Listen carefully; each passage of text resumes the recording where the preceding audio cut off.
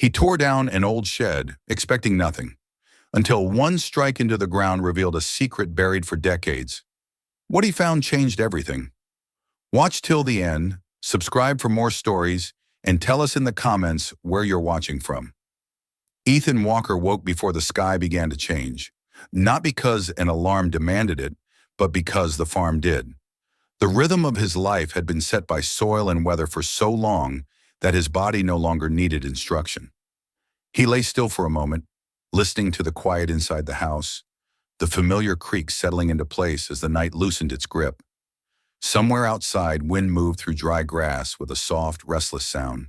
He breathed it in, slow and measured, then rose and dressed without turning on the light. There was no need. He knew every step between the bed and the door, as well as he knew the boundaries of his fields. The kitchen was small and plain, arranged for function rather than comfort. He brewed coffee the same way he always did, careful with the measurements, mindful of waste even in things that seemed insignificant. While the kettle heated, he checked the weather report taped to the refrigerator. A printout from the local station updated every morning. The forecast mattered more to him than most people understood. Rain too early or too late could undo weeks of work. Wind at the wrong time could flatten crops. A late frost could erase a season's worth of planning overnight. He noted the temperatures and the chance of showers later in the week, committing them to memory as he poured the coffee into a chipped mug. He ate standing at the counter, eyes moving from the window to the notebook beside the sink. The notebook was where he kept everything that mattered: expenses, fuel usage, feed schedules, repairs waiting to be done. Each page was dense with numbers and short notes written in a steady, economical hand. There was no room for guesswork in his life. The margins were thin, and mistakes had a way of multiplying if they were not caught early. He flipped to the current page and added a reminder to check the fence line along the north pasture later that afternoon. A post had been leaning since the last storm. It could wait another day, but not much longer. When he stepped outside, the cold greeted him with a familiar bite. Dawn hovered just beyond the horizon, turning the edge of the world a muted gray. The farm stretched out around him in quiet patience. Fields lay dormant where the soil had been worked and prepared, waiting for the right moment. The barn stood solid and functional, its boards weathered but sound, the result of years of small repairs done on his own terms, one nail and one plank at a time. The animals stirred as he approached, recognizing his footsteps, their movements calm and unhurried. Ethan moved among them with practiced ease, checking water, adjusting feed, running a hand along a flank here and there to reassure himself that all was as it should be. This land had not come to him easily. It was not an inheritance passed down with stories and sentiment. It was something he had claimed inch by inch through years of work that left little room for anything else. He had spent more than a decade taking seasonal jobs, saving what he could, renting parcels of land that never truly felt like his, and waiting for the right opportunity. When he finally bought the farm, it had been with equal parts relief and dread. Relief that he no longer answered to a landlord, dread at the weight of responsibility that came with ownership. The mortgage payments were manageable only because he allowed himself nothing unnecessary. There were no vacations, no new trucks, no indulgences that did not directly serve the land. The farm was modest by any measure. Enough acreage to make a living if everything went right, not enough to cushion the blow when it did not. That was the balance Ethan lived with every day. He did not complain about it. Complaints did nothing to change the price of seed or the cost of fuel. He believed in preparation, in knowing his limits, and in acting before small problems became large ones. That belief had kept him afloat through bad seasons and narrow escapes. It was the reason he was still here. From the edge of the yard, his gaze drifted toward the far corner of the property where the old shed stood. It had been there long before Ethan arrived, a squat, crooked structure leaning into itself as though exhausted by the effort of remaining upright. Its roof sagged under the weight of years, shingles curling and splitting, boards warped and darkened by moisture. Moss crept along its base and rust streaked down from forgotten hinges. Ethan rarely went near it. There was nothing inside worth salvaging, nothing it could do that the barn could not do better. It existed in a state of neglect that made him uneasy, not because it was ugly, but because it was unpredictable. The ground around the shed had never felt quite right. Ethan had noticed it early on, though he had tried to dismiss it as a quirk of an aging property. After heavy rain, water pooled there longer than it should have, seeping into the soil with a stubborn reluctance. In dry weather, the earth seemed to settle unevenly, small depressions appearing where none had been before. He had learned to read land through subtle signs, through the way tracks held their shape, through how soil responded under weight. That corner of the yard resisted those readings. It was as though the ground itself hesitated, uncertain of its own stability. Animals sensed it too. The cattle skirted the area without prompting, choosing longer paths rather than crossing near the shed. His dog, normally fearless, slowed and sniffed the air whenever they passed that way, ears flicking back in mild discomfort. None of it was dramatic. There were no sinkholes, no obvious collapses. Just a quiet wrongness that Ethan registered and then set aside, telling himself that every piece of land had its quirks. For years he let it be. There was always something more urgent demanding his attention. A pump that needed replacing, a fence that gave way under snow, a tractor repair that could not be delayed. The shed and the ground beneath it became a problem he managed by avoidance. It was easier to work around it than to confront the unknown costs of tearing it down and fixing whatever lay beneath. Avoidance, he told himself, was not denial. It was prioritization. That logic began to fail him one late autumn morning after a night of relentless rain. The storm had come in hard and fast, pounding the fields and rattling the windows with a force that left him awake longer than usual. By morning, the sky had cleared, leaving the air sharp and clean. Ethan walked the property to assess the damage, noting fallen branches and flattened grass. When he reached the shed, he stopped short. A section of ground beside it had slumped inward, subtle but unmistakable. The soil there was darker, freshly disturbed, as though it had exhaled and not yet drawn itself back together. One of the shed's corner supports had sunk slightly, deepening the tilt. Ethan crouched and pressed his hand into the earth. It gave way more easily than it should have. He frowned, a familiar tension settling between his shoulders. Later that day, as he drove the tractor along its usual path, the front wheel dipped unexpectedly near the shed. It was not enough to tip the machine, but it jolted him hard in the seat and sent a spike of adrenaline through his chest. He stopped and reversed carefully, heart still pounding. When he climbed down to inspect the ground, he saw the shallow impression left by the tire, deeper than the surrounding soil, as though the weight had been drawn downward rather than spread out. He stood there longer than necessary, staring at the mark, his mind running through possibilities he did not like. That night, he sat at the kitchen table with his notebook open, staring at the numbers without really seeing them. He knew what inaction cost. He also knew what unplanned work could do to a budget stretched thin. The shed and the unstable ground around it were no longer just inconvenient. They were a liability. If the soil continued to shift, it could affect nearby drainage. If the shed finally gave way, it could collapse unpredictably, damaging equipment or injuring someone. Ethan's instincts, honed by years of preventing small failures from becoming disasters, told him that the time for waiting had passed. He slept poorly, waking several times with the image of the tractor wheels sinking replaying behind his eyes. By morning, his decision had settled into place with a clarity that surprised him. He would tear the shed down, not rebuild, not repurpose. Remove it entirely. Clear the area, level the ground, and restore the land to something stable and safe. He would do it the way he did everything else, within his means and without embellishment. The planning was methodical. He walked the area again, measuring distances, considering how equipment would access the site without disturbing the rest of the yard. He made calls during his lunch break to a small local crew he had seen working nearby farms. Their rates were reasonable, their reputation solid. When the owner came to look at the site, Ethan was direct about what he wanted and what he could afford. No landscaping, no extras, just removal and stabilization.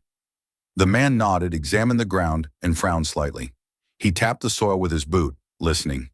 "Ground's a little soft here," he said, "but nothing we can't handle." He quoted a price that made Ethan wince, then added, "We'll keep it simple." Simple was what Ethan wanted. He signed the agreement after reading it twice, noting the date the work would begin. As the day approached, he felt a low, persistent unease he could not quite explain. He told himself it was the normal anxiety that came with spending money he had worked hard to save. Still, his gaze kept drifting back to the shed whenever he crossed the yard.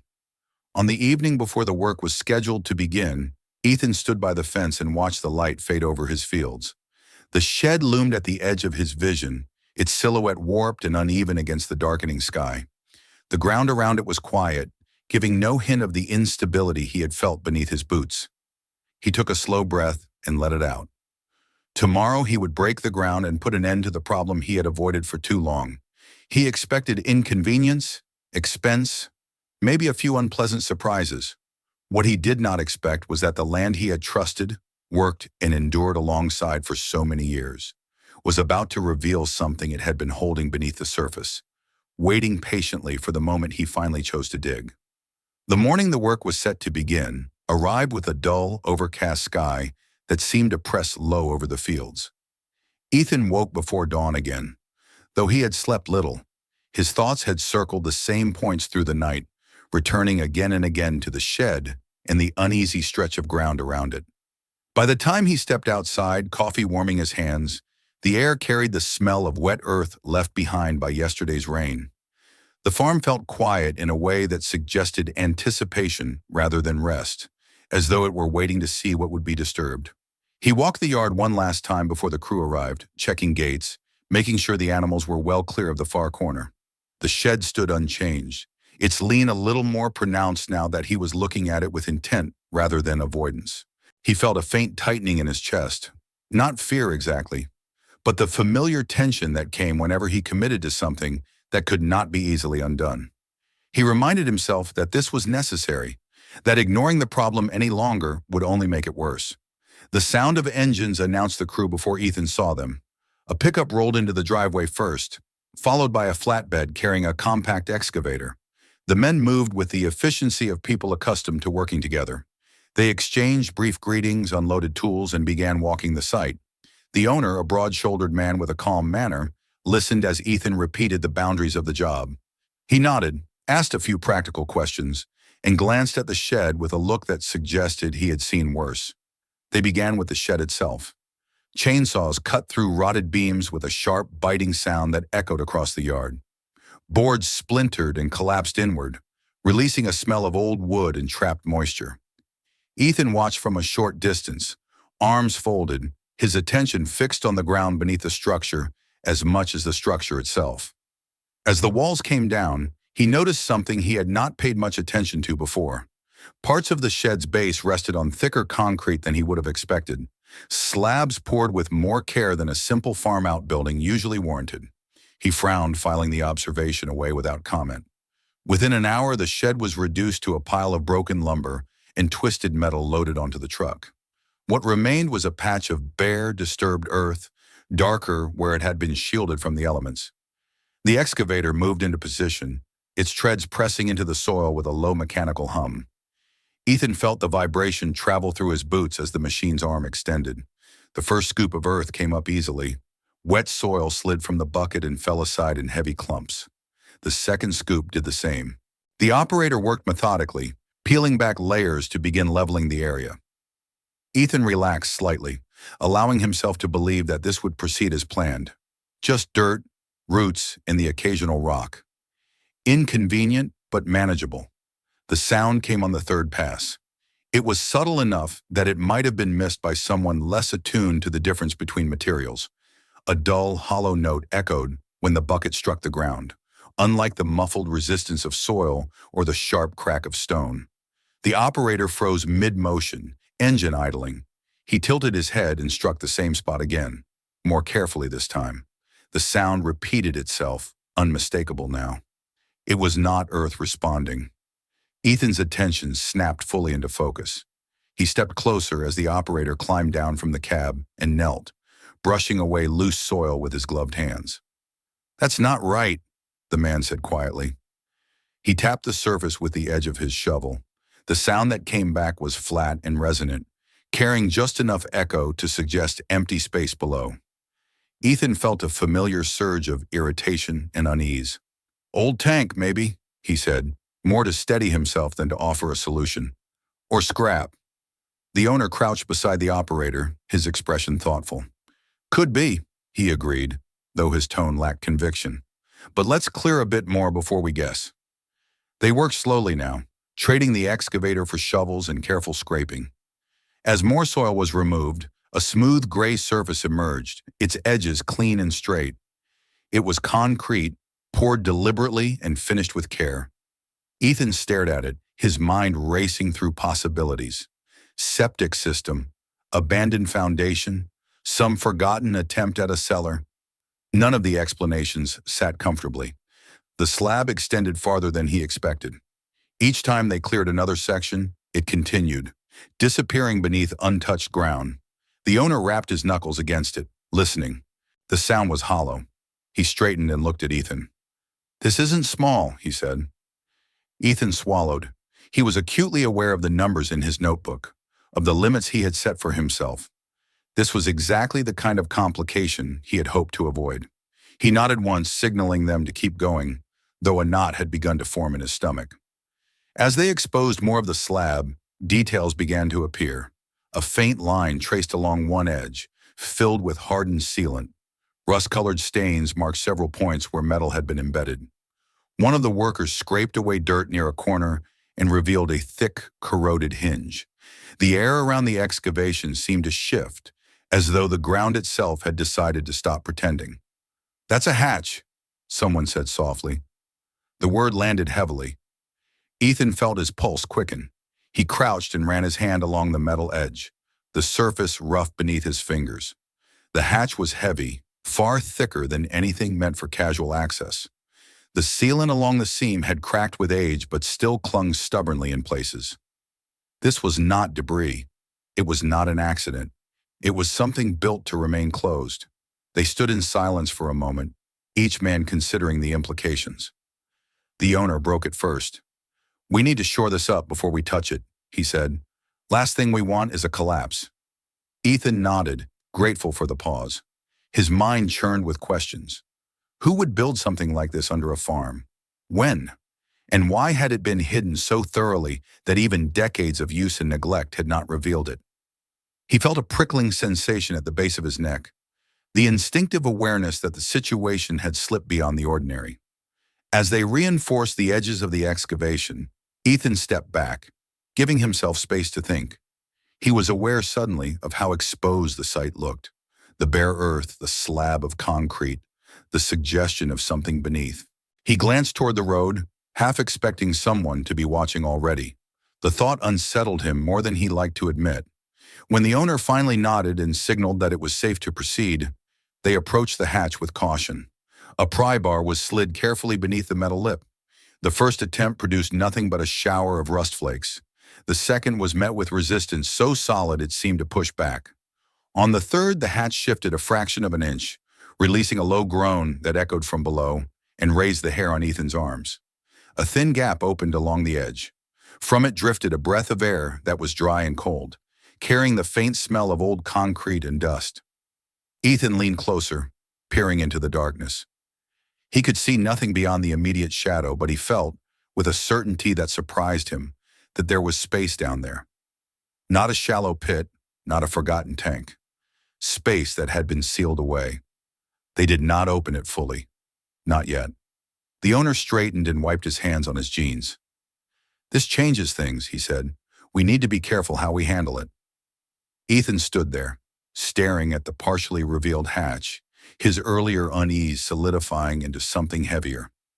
The shed was gone, the ground broken open. There was no putting this back the way it had been. Whatever lay beneath his land had waited a long time to be disturbed, and now it had been touched. As the men covered the opening temporarily and stepped away, Ethan felt the weight of the moment settle over him. He had set out to solve a practical problem. Instead, with the first strike into the ground, he had uncovered the edge of something far larger. And he knew, even before the day was over, that he would not be able to walk away from it. Ethan did not leave the site after the hatch was partially exposed. Even as the crew stepped back to reassess, his attention remained fixed on the narrow seam of darkness beneath the rusted metal. The shed was gone, reduced to debris already loaded and hauled away, but its absence only emphasized what had taken its place. The ground that had always felt uncertain now stood openly disturbed, no longer hiding the instability Ethan had sensed for years. What unsettled him most was not the hatch itself, but the certainty that it had been placed there with intention, concealed carefully enough to remain invisible through decades of weather, work, and neglect. The crew moved deliberately, their earlier routine replaced by a more cautious rhythm. Wooden boards were laid along the edges of the excavation to reinforce the walls. Loose soil was shoveled away and packed where needed, every movement measured to prevent collapse. Ethan appreciated the care. He had seen enough accidents over the years to know how quickly a moment of impatience could turn dangerous. As they worked, he stood just far enough back to avoid interfering, his hands resting at his sides, his posture still. Outwardly, he appeared calm. Inside, his thoughts were moving quickly, circling the same questions without landing on any answers. When the reinforcement was complete, the owner approached Ethan and spoke quietly. He explained that before opening the hatch fully, they needed to make sure the air below was safe. Old underground spaces could hold pockets of gas or dangerously low oxygen levels. Ethan nodded, relieved to hear the concern voiced aloud. A small handheld detector was lowered carefully through the narrow opening. The seconds stretched as they waited for the reading. When the device was pulled back up, the owner studied it and gave a brief nod. "Air looks clean," he said, "at least down to the depth it reached." That should have been enough to satisfy Ethan.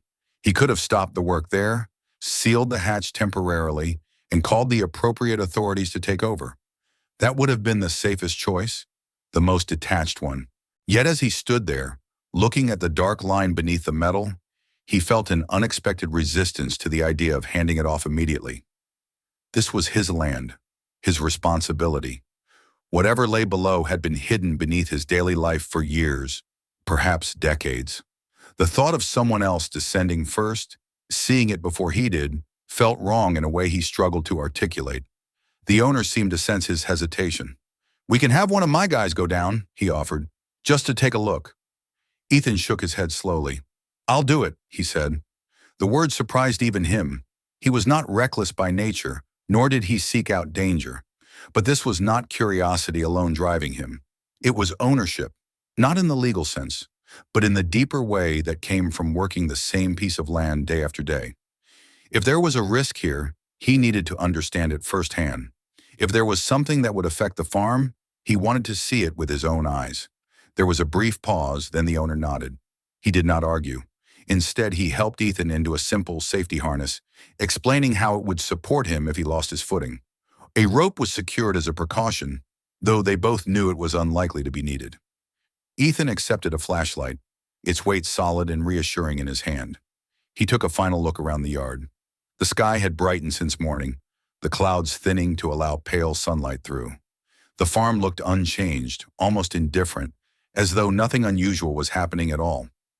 He stepped onto the ladder slowly, testing the first rung before shifting his weight. The metal was cool beneath his boots, the surface rough with age but sturdy. As he descended, the sounds of the surface world softened. The low hum of the excavator, the murmur of voices, even the distant calls of birds faded into a muted backdrop. The beam of his flashlight carved a narrow path through the darkness, revealing smooth concrete walls that descended straight down. This was no crude hole dug in haste. The shaft had been formed with precision, the walls even and uncracked. The air grew cooler as he moved lower, carrying no trace of dampness or rot. That detail struck him immediately. Underground spaces, especially old ones, were usually heavy with moisture. This air was dry, preserved, as though it had been sealed off from time itself. When his boots reached the bottom, he stepped onto a small concrete landing and paused, letting his eyes adjust. The ladder was anchored firmly into the wall, its bolts thick and deeply set. Everything about the construction spoke of forethought and care. Ahead of him, the landing opened into a corridor.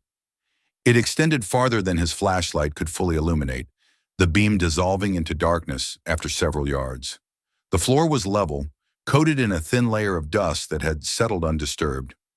There were no footprints, no debris, no signs of collapse. Along one wall ran a series of metal conduits, disappearing into the ceiling at regular intervals. Ventilation grills were set high along the opposite side, their slats clean and unobstructed. Ethan stood still, absorbing the scene.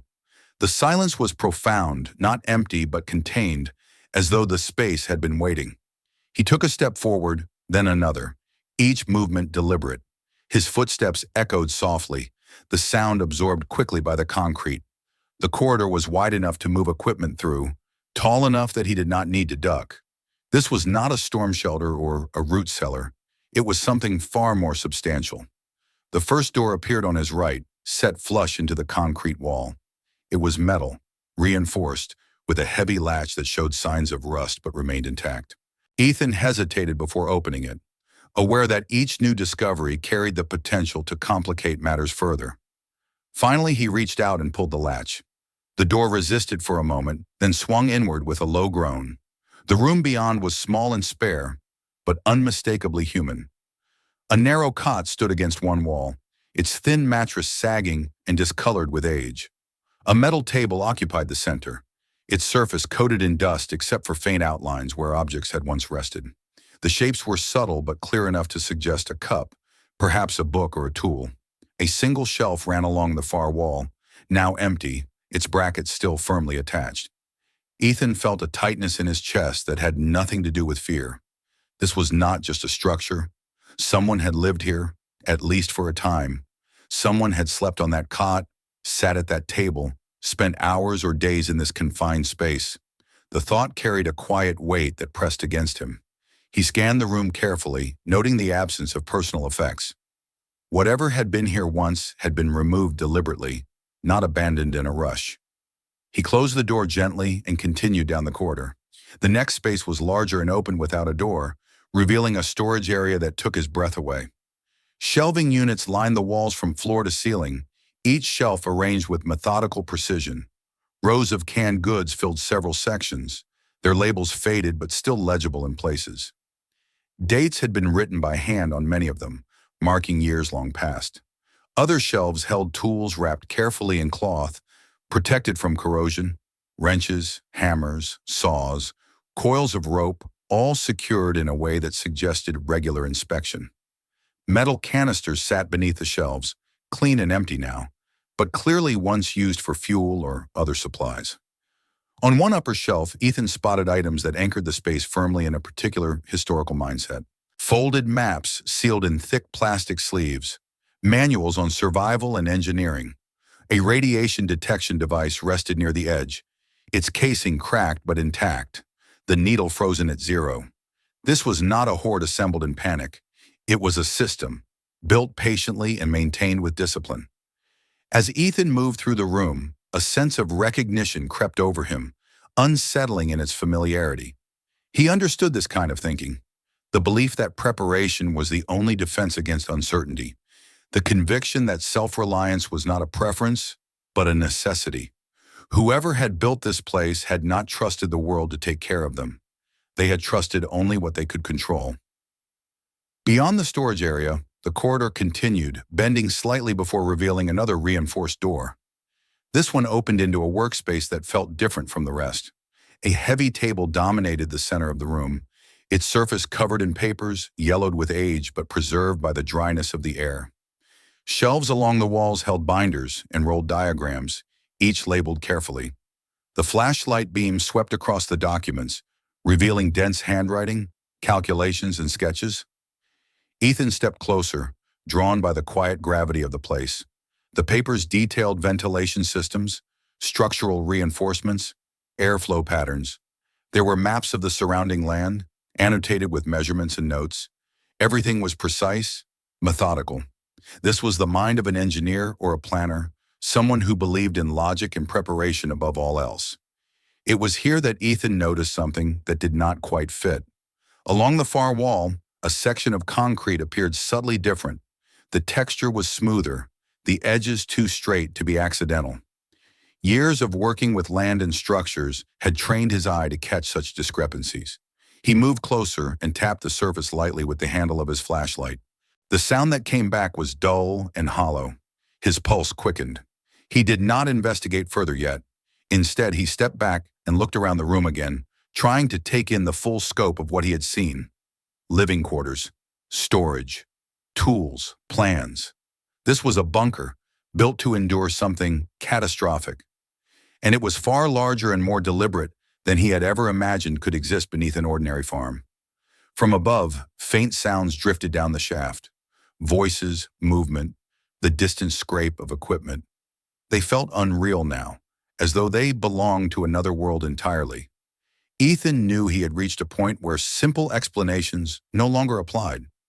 Whatever lay beneath his land was not an accident, and it was not harmless. It carried history, intention, and consequences he had yet to understand. He turned back toward the ladder, the beam of his flashlight lingering for a moment on the hollow-sounding wall. He would return to it. He was certain of that. For now he needed air, daylight, and time to think. As he climbed back toward the surface, the light above grew brighter, and with it came the knowledge that what he had uncovered could not be buried again. The farm he had worked so hard to keep stable now rested above a hidden world, and Ethan sensed that he had only seen its outer edge.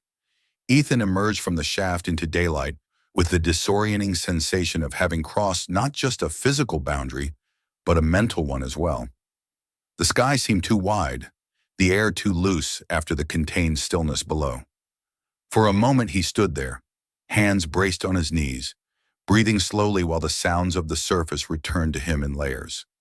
The idle rumble of machinery, the distant lowing of cattle, the murmur of voices waiting for him to speak first. The owner of the crew studied his face carefully, reading what he could from Ethan's expression. "It's not just a hole," Ethan said at last. His voice sounded steadier than he felt. "It's a structure. Rooms. Storage. Someone built it to last." That was enough to change the way everyone looked at the excavation. The casual curiosity that had crept in earlier was gone, replaced by a more sober attention. The owner asked a few practical questions, all of which Ethan answered without elaboration. He did not mention the documents or the hollow wall. Not yet. Some instinct told him that once words were spoken aloud, control would slip further from his hands. For now, it was better to keep the knowledge contained, just as the bunker itself had been. They agreed to pause the heavy work for the day. The hatch was covered and secured, the edges of the excavation reinforced once more. The crew packed up their tools with an efficiency that suggested respect rather than disappointment. Before leaving, the owner reminded Ethan to think carefully about next steps and offered to return when he was ready. Ethan thanked him and watched the vehicles disappear down the drive, the sound of their engines fading until the farm returned to its familiar quiet. That night, sleep came reluctantly. Ethan lay awake, staring at the ceiling, replaying the images from below with an almost clinical clarity. The cot, the shelves, the maps. It was the order of it all that troubled him most. Disorder could be dismissed as madness or desperation. Order implied intention, patience, and time. Whoever had built that bunker had not been acting on impulse. They had planned, measured, and executed their vision with care. At first light, Ethan made his decision. He would go back down, alone, before anyone else became involved. He needed to understand the full scope of what lay beneath his land before he could decide how to handle it. He moved through his morning routine more quickly than usual, feeding the animals and checking equipment with a distracted efficiency. When the work was done, he returned to the far corner of the yard, unlocked the temporary cover, and descended once more into the shaft. The bunker greeted him with the same dry, preserved air. This time his movements were more confident. He knew where the corridor led, what waited behind the first doors. He moved past the sleeping quarters and storage room, his attention fixed on the workspace where the documents lay. The flashlight beam traced familiar shapes until it settled again on the section of wall that had caught his eye before. Up close, the difference in texture was unmistakable. The concrete here was smoother, its surface interrupted by a narrow seam that ran vertically from floor to ceiling. Ethan ran his fingers along it, feeling for irregularities. Near the midpoint, his hand brushed against a small indentation, no larger than a coin, cleverly disguised beneath layers of paint. He pressed it. There was a faint click, followed by a soft hiss as air shifted within the wall. A narrow panel slid inward, revealing a recessed compartment. Inside sat a metal case, rectangular and heavy, its surface marked with scratches and age-darkened stains. Ethan hesitated only a moment before lifting it free. It was heavier than it looked, solid in a way that suggested density rather than bulk. He set it carefully on the table and opened it. The contents were arranged with the same meticulous order he had seen elsewhere. Several small gold bars lay nestled in fitted slots, their surfaces dull but unmistakable. Beneath them were bundles of paper currency sealed in plastic, the bills yellowed but intact. There was nothing extravagant about the presentation, no attempt at flourish. This was not treasure meant to dazzle. It was value stored compactly and efficiently. Ethan closed the case and sat down slowly, the chair creaking beneath his weight. He did not feel excitement. He felt something closer to apprehension. Money could solve problems, but it also created them, especially when its origins were unclear. He understood immediately that this was not something he could simply use and forget. Its existence alone changed the situation, turning a hidden structure into a potential legal and moral minefield. Beneath the case lay a stack of notebooks in a single envelope, yellowed at the edges but carefully preserved. The envelope was thicker than ordinary stationery and bore a simple handwritten inscription on the front, "To whoever finds this." The handwriting was precise, controlled, every letter formed with care. Ethan recognized the same hand from the documents scattered around the room. He did not open the envelope right away. Instead, he picked up one of the notebooks and began to read. The entries were dated, spanning several decades. Early pages spoke of global tensions, of fear driven by news reports and political posturing. The writer analyzed scenarios with the detached logic of an engineer, calculating risks and probabilities. As the years progressed, the tone shifted. Practical notes about materials and construction gave way to reflections on trust or the lack of it. Mentions of family appeared, initially hopeful, later strained. The writer described arguments over land, over money, over the decision to invest so much time and resources into a project no one else believed in. There were references to legal disputes, to relatives who saw the land only as an asset to be divided and sold. The bunker, it became clear, was not just a refuge from an uncertain world. It was a response to isolation, a place built by someone who felt increasingly alienated from those closest to him. Ethan felt an unexpected sense of kinship as he read. He understood the frustration of being the only one willing to do the hard, unglamorous work required to keep something alive. He recognized the fear of losing control to people who did not share the same values. The writer was not a madman hiding from imaginary threats. He was someone who had lost faith in systems and relationships alike. Finally, Ethan opened the envelope. The letter inside was brief but deliberate. The writer explained that the contents of the bunker were not meant for his family. He wrote of years spent fighting legal battles, of bitterness and disappointment, of a final decision to sever those ties. He stated plainly that whoever found the bunker and maintained the land above it had earned the right to what lay below. The land, he wrote, rewarded those who worked it, not those who waited to profit from it. Ethan read the letter twice, absorbing its implications. This was more than a hidden cache. It was a statement, a final assertion of belief in effort over inheritance. The weight of that belief settled heavily on him. He folded the letter carefully and placed it back in the envelope, then sat in silence, listening to the faint hum of the bunker's ventilation system. He knew now that what he had uncovered was not simply a relic of fear, but a legacy shaped by conflict and conviction. The bunker was a testament to one man's attempt to assert control in a world that had repeatedly denied it. And now, through a convergence of chance and persistence, that legacy rested in Ethan's hands. When he finally ascended to the surface again, the farm felt different. The land no longer seemed merely unstable or inconvenient. It felt charged, as though its history had begun to surface along with the concrete and steel. Ethan understood that he could not keep this discovery to himself indefinitely. The bunker, the documents, the letter, and the valuables all carried consequences that would reach beyond his property lines. As he secured the hatch once more and walked back toward the house, he felt the first stirrings of a new kind of conflict taking shape. The land he had worked so hard to stabilize had drawn something hidden into the open, and with it would come scrutiny, questions, and claims. The man who built the bunker had chosen his heir in principle, not by name, and Ethan sensed that others would not accept that choice quietly. The change came quietly at first, almost politely, as though the world were testing how firmly it could press before meeting resistance. The morning after Ethan secured the hatch for the second time, a county vehicle slowed as it passed his property, the driver's gaze lingering a fraction too long on the far end of the yard. Ethan noticed it from the kitchen window, his coffee cooling in his hands. He told himself it meant nothing. Rural roads saw plenty of traffic, and curiosity alone was not a crime.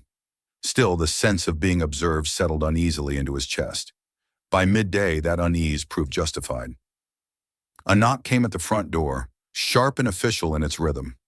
When Ethan opened it, he found two men standing on the porch, one wearing the insignia of the county fire marshal's office, the other a safety inspector with a clipboard held tightly against his chest.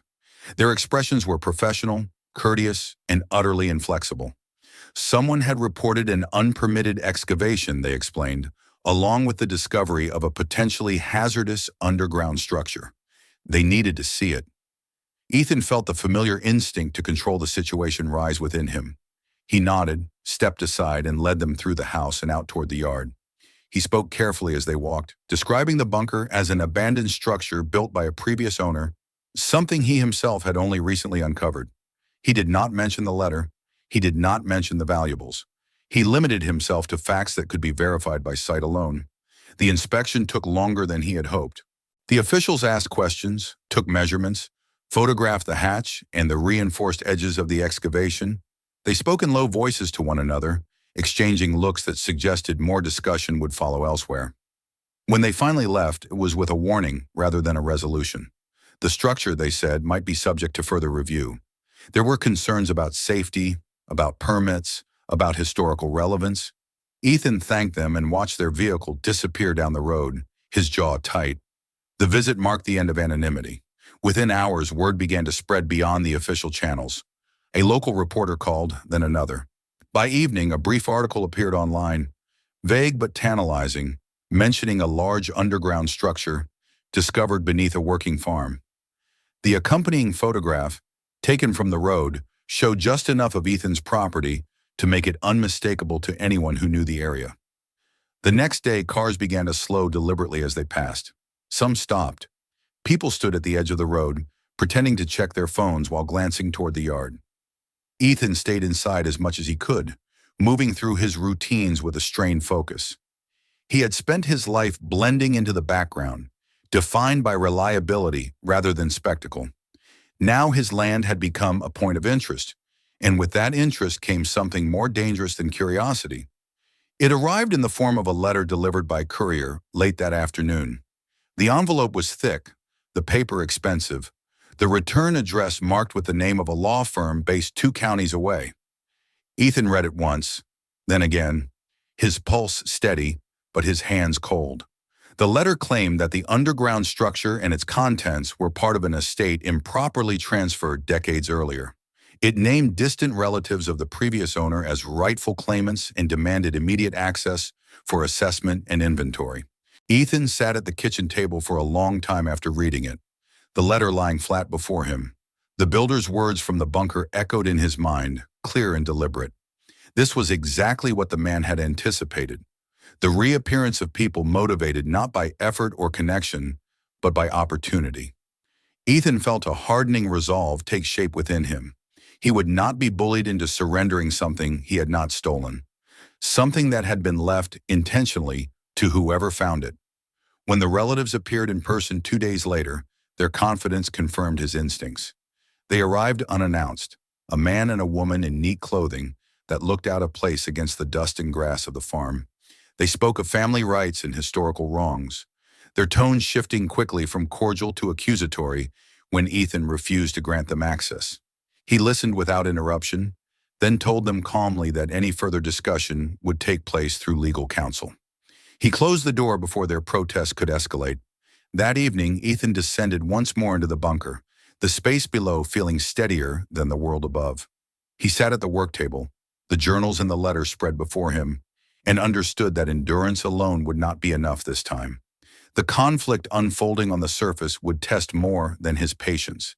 It would test his right to stand where he was, to claim stewardship over a legacy deliberately hidden from those now demanding it. As he sealed the hatch and returned to the quiet of the house, Ethan knew the next phase had begun. The bunker had survived decades underground, but its greatest trial would be fought in daylight, in courtrooms and conversations where intention mattered as much as ownership. He was no longer just a farmer tending land. He was the keeper of a choice made long ago, and others were already moving to challenge it. The days that followed blurred together into a sequence of conversations, documents, and decisions that Ethan would later struggle to remember in order. What remained clear was the feeling that his life, once defined by predictable rhythms and physical labor, had been pulled into a current he could not simply step out of. The farm no longer felt isolated. Every morning brought the possibility of another letter, another vehicle slowing at the road, another unfamiliar face appearing at the edge of his property with questions that carried assumptions beneath them. He understood quickly that silence was no longer a viable strategy. The claims being made were not idle threats. They were precise, calculated, and backed by people who were accustomed to asserting ownership through language and pressure rather than work. The relatives named in the letter did not speak of the land as soil or seasons. They spoke of it as an asset, something that had failed to move cleanly through inheritance and now required correction. Ethan recognized the pattern immediately. He had seen it before, in smaller ways, when outsiders bought struggling farms only to divide and sell them. This was the same instinct, sharpened by time and entitlement. With reluctance that bordered on resentment, Ethan contacted a lawyer recommended by a neighboring farmer, a woman known for handling property disputes with a patience that bordered on the stubbornness. She arrived one afternoon in a dust-covered sedan, her demeanor calm and attentive as she listened to Ethan recount the discovery from the beginning. He spoke carefully, sticking to facts, describing the excavation, the bunker, the documents. When he finally handed her the letter from the bunker, she read it slowly, once in silence, then again, her expression tightening in concentration rather than surprise. "This," she said at last, tapping the page lightly, "is intent." The words settled over Ethan with unexpected force. Intent was something he understood intimately. Every decision he made on the farm was guided by it. You did not accidentally maintain fences or rotate crops properly. You chose to do it day after day, knowing the outcome depended on consistency. Hearing the same concept applied to the hidden bunker reframed everything he had found beneath his land. The legal process unfolded with an almost mechanical inevitability. Formal responses were drafted, motions were filed. The relatives' attorneys argued that handwritten documents could not override blood ties, that the bunker was part of an estate wrongfully absorbed into a land sale decades earlier. Ethan's lawyer countered with records, dates, and the undeniable fact that the bunker had been deliberately concealed, its existence never disclosed or claimed. The journals, taken as a whole, painted a clear picture of a man who had acted with full awareness of his choices. Through it all, Ethan remained largely silent. He attended meetings, answered questions, and signed documents, but he did not speak publicly. Reporters tried repeatedly to draw him out, framing the story as a sensational discovery, a hidden fortune beneath an ordinary farm. He ignored them. To engage would have been to surrender control of the narrative, and control was something he could not afford to lose. The strain took its toll in quieter ways. Ethan found it harder to focus on work. Tasks that once grounded him now felt distant, as though his attention were split between the physical demands of the farm and the invisible battle being fought elsewhere. Sleep came unevenly. Some nights he dreamed of the bunker, not as a place of fear, but as a weight pressing upward, demanding acknowledgement. Other nights he lay awake, listening to the wind move through the fields, wondering how many people were thinking about what lay beneath his land at that very moment. When the court date finally arrived, it felt less like a confrontation and more like an unveiling. The courtroom was small, the atmosphere restrained. Ethan sat beside his lawyer, hands folded, his posture steady. Across from him sat the relatives, their expressions composed but tense. They spoke of family history, of grievances passed down through generations, of a belief that what had been hidden was rightfully theirs by virtue of name alone. Then the journals were introduced. Excerpts were read aloud, not the most dramatic passages, but the most consistent ones. Pages detailing years of preparation, of conflict, of deliberate separation from those who sought benefit without understanding the cost. The letter followed, its language plain and unambiguous. The judge listened without interruption, his questions focused not on emotion, but on clarity. When the ruling came, it was delivered without flourish. The court recognized the builder's intent, supported by extensive written records, and affirmed that the bunker and its contents were part of the land legally purchased and maintained by Ethan. The claimant's arguments dissolved under the weight of documentation and time. There would be no transfer, no forced access, no inheritance reclaimed. Ethan felt the decision not as triumph, but as release. The tension that had coiled within him for weeks loosened, leaving behind a deep, bone-level exhaustion. As the room emptied, the relatives passed him without a word, their anger sharp but impotent. Ethan stood, nodded once to his lawyer, and walked out into the daylight, feeling older, but steadier. The attention faded gradually after that. Without the promise of conflict or spectacle, the story lost its urgency. Reporters moved on. The road returned to its usual emptiness. The farm, patient as it always had been, seemed to settle back into itself. Ethan returned fully to his work, finding comfort again in the tangible results of effort applied over time. Yet something fundamental had changed. The bunker was no longer just a hidden structure or a source of contention. It had become a responsibility, one that extended beyond money or legality. It was a record of a life shaped by fear and foresight, now entrusted to someone who understood endurance in a different way. One evening, as the sun dipped low and painted the fields in muted gold, Ethan stood near the sealed hatch and felt a quiet certainty take root. The ground beneath his farm held more than concrete and steel. It held a choice that had been defended, not through aggression or secrecy, but through patience and clarity. Whatever he decided to do next would not be driven by fear of loss, but by respect for what had been deliberately left behind. The legacy had been claimed, not by blood, but by presence. And Ethan, standing alone in the cooling air, understood that this was not the end of the story, but the moment it finally became his to carry forward. Time did not rush back into its old shape after the court's decision. It returned cautiously, as if testing whether the ground beneath it was truly stable again. For several weeks, Ethan moved through his days with the quiet alertness of someone who has survived a storm and is waiting to see what else the wind might carry. Each morning he woke before sunrise, not out of anxiety now, but habit, and stepped outside to feel the air and listen to the land. The farm answered him in the same way it always had, with familiar sounds and steady rhythms that asked only for attention and care. The yard where the shed had once stood no longer felt hostile. The excavation had been properly reinforced, the hatch sealed beneath a layer of earth that left no obvious trace to a casual observer. Grass would grow there in time, just as it always had, reclaiming the scar slowly and without complaint. Ethan watched that process with a patience that surprised him. He no longer felt the need to rush the land into compliance. It had endured long before him and would continue to endure after. His role was not to dominate it, but to work with what it revealed. He did not speak publicly about what he had found, and eventually people stopped asking. Curiosity, he had learned, was rarely sustained without novelty or conflict. Without either, it faded into something distant and abstract. Neighbors returned to nodding greetings and conversations about weather and livestock. The road remained quiet. The farm reclaimed its anonymity, and with it, a sense of peace that felt earned rather than fragile. Ethan's relationship with the bunker changed as well. At first he avoided it, allowing the weight of responsibility to settle slowly. He needed distance to understand what it meant to be the steward of something built so deliberately, so privately. But avoidance had never been his way for long.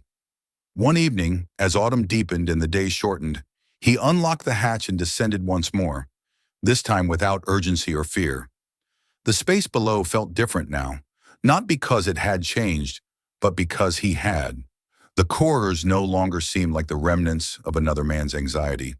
They felt like records, chapters written in concrete and steel. Ethan moved through them deliberately, touching the walls, examining the shelves, reading the journals in full rather than in fragments. He learned the builder's voice more clearly, his doubts and convictions unfolding over years of entries. There were moments of grim certainty and moments of quiet regret. Passages where the writer questioned whether isolation was truly the answer, and others where he reaffirmed his choice with unwavering resolve. What struck Ethan most was how little the journals spoke of the future beyond survival. The builder had prepared for catastrophe, but he had not imagined legacy in the conventional sense. There were no instructions for heirs, no vision of what should be done with the bunker if the world did not end. Only the letter written later hinted at something beyond fear. It was there that the man acknowledged uncertainty not just in the world, but in himself. There, he chose to leave rather than hoard, to pass on rather than entrench. Ethan closed the final journal one night and sat in the silence, the ventilation system humming softly above him. He understood then that the bunker had outlived its original purpose. It was no longer a refuge from an imagined future, but a testament to a lived life shaped by caution, endurance, and a final act of trust. That realization changed the way Ethan thought about what he owed the place. He did not empty it. He did not turn it into a spectacle or a symbol. Instead, he treated it as part of the land itself, another structure requiring maintenance and respect. He consulted engineers quietly, ensuring that the bunker remained safe and stable, that its presence would never threaten the surface above. He modernized nothing unnecessarily, preserving the integrity of what had been built while ensuring it would not decay into hazard. As for the valuables, he approached them with the same restraint that had governed his life before discovery. He liquidated only what he needed, slowly and carefully, through legitimate channels that raised no attention. He paid off debts that had once loomed over him like fixed stars, unchanging and unavoidable. He invested in the farm, improving infrastructure that would endure rather than indulge. New fencing replaced old. Drainage was corrected. Equipment was repaired rather than replaced. Its usefulness extended rather than discarded. With the remaining funds, he did something the builder had never allowed himself to do. He created margin, not excess, but space. Space to rest when rest was needed. Space to say no to work that would break him for little return. Space to think beyond immediate survival. It was not wealth that changed his life, but the absence of constant pressure. One winter evening, as snow settled softly across the fields, Ethan descended into the bunker with a notebook of his own. He sat at the same table where the builder had once written, the journals arranged neatly nearby. For a long time, he did nothing. Then he began to write, not plans or warnings, but observations, about the land above, about the seasons, about endurance as something quieter than fear, something practiced daily rather than hoarded in preparation for disaster. He did not know who, if anyone, would ever read his words. That no longer mattered. What mattered was the act itself, the acknowledgement that survival alone was not the end of the story. Meaning had to be chosen, just as deliberately as concrete had once been poured and steel set into place. When Ethan sealed the hatch again that night and returned to the house, the farm lay silent under the snow, unchanged and utterly familiar. He stood for a moment, looking out across the land, feeling the steady presence of everything that had endured. Above and below, past and present, fear and trust were bound together now, not in conflict, but in balance. The bunker remained beneath his feet, no longer a secret burden, but a quiet reminder of what patience and intention could build, and what they could release. And above it, in the open air of an ordinary farm, Ethan continued his life not as a man defined by what he feared might happen, but by what he chose to carry forward.